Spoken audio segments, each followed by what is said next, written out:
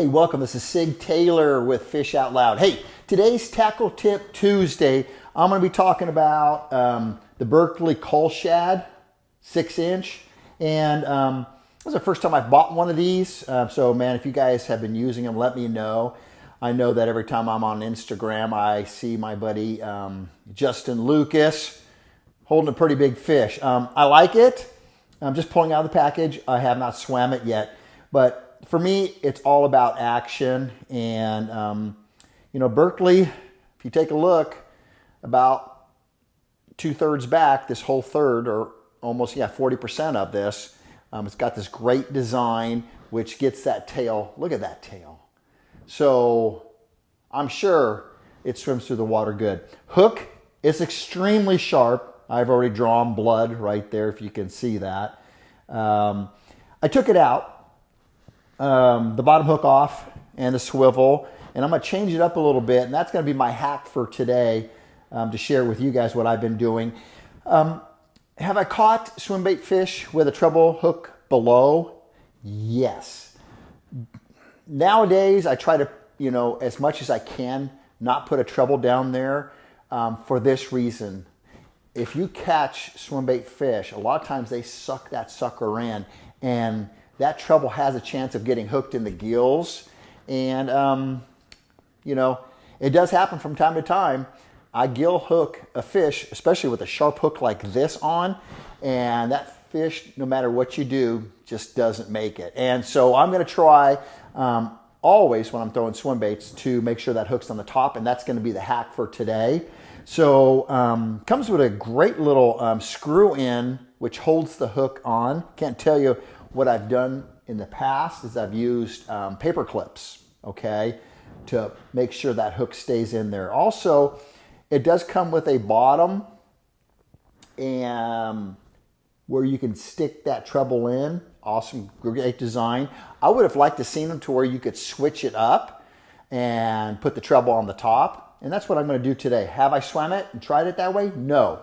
But I'll let you know the results on that at another time. I'm also going to tie a braided O-ring on this, and I'm going to go with a little bit larger O-ring than I normally do. And stay tuned here, just kind of hold tight until I figure this braided O-ring knot out on how I want to do it.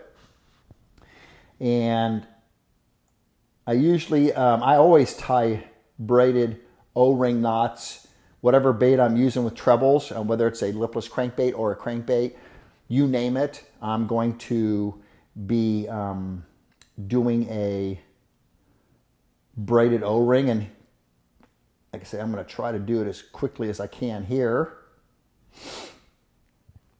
Let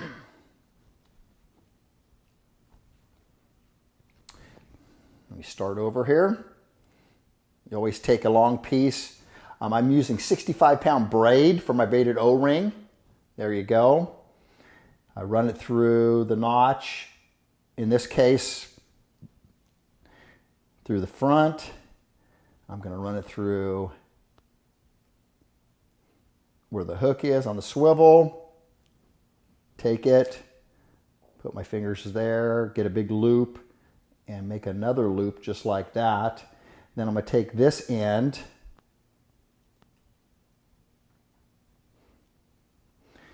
cinch it down like that. I want a big O-ring, so I'm going to use this pin. Cinch it up. And then I'm going to do a double knot. And I've shared this before in my previous videos on braided O-rings.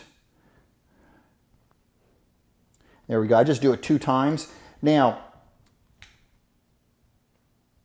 I leave a tag end on it, and I don't have a lighter here, but I do singe the ends of this. Any braid, anytime I'm tying on braid, I will singe the end of the braid. And what that does is it creates a little ball. So if there is any slippage in the knot, that holds it in place. Okay, I hope that makes sense.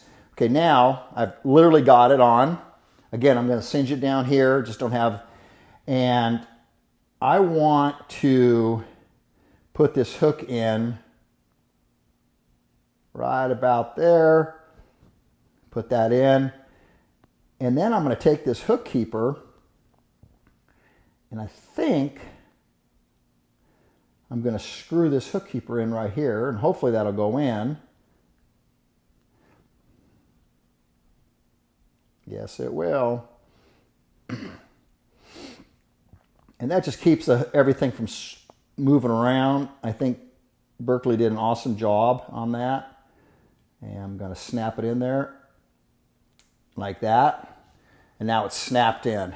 Now I've got a bait that's riding on the top. Now, one thing that I may change, okay, I may take the bottom treble of that hook and cut it and bend it so it just comes out a lot easier, but there is such a force. And you guys know, some of you swim baiters know what I'm talking about. There's such a force when they eat this thing. I don't think it matters. It's going to pull right out and pull that out, and now you got them. Okay. Why a braided knot? Braided O-ring. Well, it can twist and turn now, okay, multiple times, all right? Where if you just take an O-ring, especially on a lipless crankbait or a crankbait, it only about a 3/4 turn. I can get another 3/4, so about 1.5 to 2 rotations if that fish is spinning around, okay, and then it doesn't kick that hook out. All right, I hope that helps. Tackle Tip Tuesday. Let me know if you've caught fish with this coal shad. It looks awesome. I'm going to Lake Seminole for the next few days. I'm going to give it a try. Hopefully I can get them, all right? Guys, remember, you're always just one cast away.